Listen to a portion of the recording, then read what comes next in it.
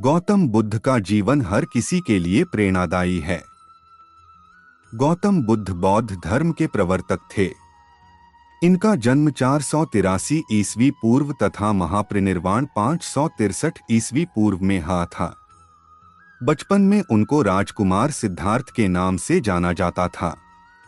बौद्ध ग्रंथों के अनुसार गौतम बुद्ध के जन्म से 12 वर्ष पूर्व ही एक ऋषि ने भविष्यवाणी की थी कि यह बच्चा या तो एक सार्वभौमिक सम्राट या महान ऋषि बनेगा। 35 वर्ष की आयु में उन्हें ज्ञान की प्राप्ति हुई थी। वह संसार का मोह त्याग कर तपस्वी बन गए थे और परम ज्ञान की खोज में चले गए थे।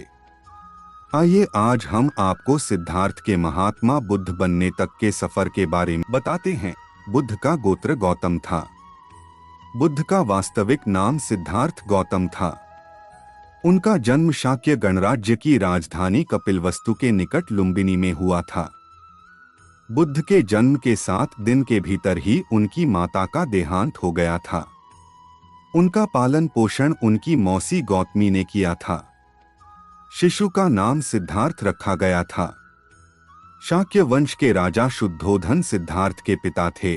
सिद्धार्थ के जन्म से पूर्व हुई भविष्यवाणी से परेशान होकर उनके पिता ने उन्हें तपस्वी बनने से रोकने के लिए राजमहल की परिधि में रखा। गौतम राजसी विलासिता में पले बढ़े। बाहरी दुनिया से आक्रांत नृत्य करने वाली लड़कियों द्वारा मनोरंजन, ब्राह्मणों द्वारा निर्देशन और तीरंदाजी, तलवारबाजी, कुश्ती, तैराकी और दौड़ में प्रशिक्षित किए गए थे। कम उम्र में ही उनका विवाह राजकुमारी यशोधरा से करा दिया गया। दोनों का एक पुत्र भी हुआ जिसका नाम राहुल था। सिद्धार्थ बचपन से ही अत्यंत करुण हृदय वाले थे। वह किसी का भी दुख नहीं देख सकते थे।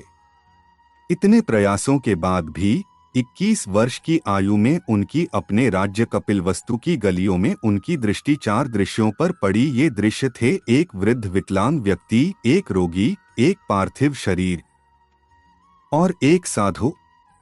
इन 4 दृश्यों को देखकर सिद्धार्थ समझ गए थे कि सबका जन्म होता है, सबको बुढ़ापा आता है, सबको बीमारी होती है और एक दिन सब मृत्यु को प्राप्त होते हैं।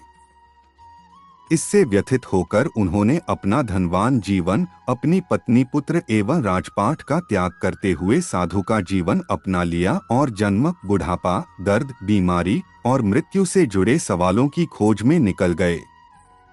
ज्ञान की प्राप्ति, सिद्धार्थ ने अपने प्रश्नों के उत्तर ढूंढने शुरू किए। समुचित ध्यान लगा पाने के बाद भी उन्हें इन प्रश्नों के उत्तर नहीं मिले। फिर उन्होंने तपस्या भी की लेकिन अपने प्रश्नों के उत्तर नहीं मिले। इसके बाद कुछ और साथियों के साथ अधिक कठोर तपस्या प्रारंभ की। ऐसे करते हुए 6 वर्ष व्यतीत हो गए।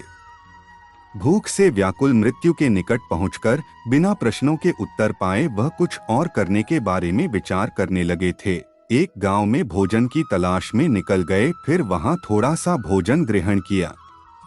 इसके बाद वह कठोर तपस्या छोड़कर एक पीपल के पेड़, जो अब बोधि वृक्ष के नाम से जाना जाता है, के नीचे प्रतिज्ञा करके बैठ गए कि वह सत्य जाने बिना उठेंगे नहीं। वह सारी रात बैठे रहे और माना जाता है यही वह क्षण था जब सुबह के समय उन्हें पूर्ण ज्ञान की प्राप्ति हुई थी। उनकी अविद्या नष्ट हो गई और उन्हें निर्वन यानी बोधि प्राप्त हुई और वे 35 वर्ष की आयु में बुद्ध बन गए। बुद्ध को शाक्यमुनि के रूप में भी जाना जाता है। 7 हफ्तों तक उन्होंने मुक्ति की स्वतंत्रता और शांति का आनंद लिया। प्रारंभ में तो वह अपने बोधि के बारे में दूसरों को ज्ञान नहीं देना चाहते थे। बुद्ध का मानना था कि अधिकांश लोगों को समझाना बहुत मुश्किल होगा। मान्यता है कि बुद्ध को स्वयं ब्रह्मा जी ने अपने ज्ञान को लोगों तक पहुंचने का आग्रह किया था, फिर वह इस पर सहमत हो गए। इस तरह उन्होंने अपना पहला धर्मोपदेश उत्तर प्रदेश के वाराणसी के पास सारनाथ में अपने पहले मित्रों को दिया था।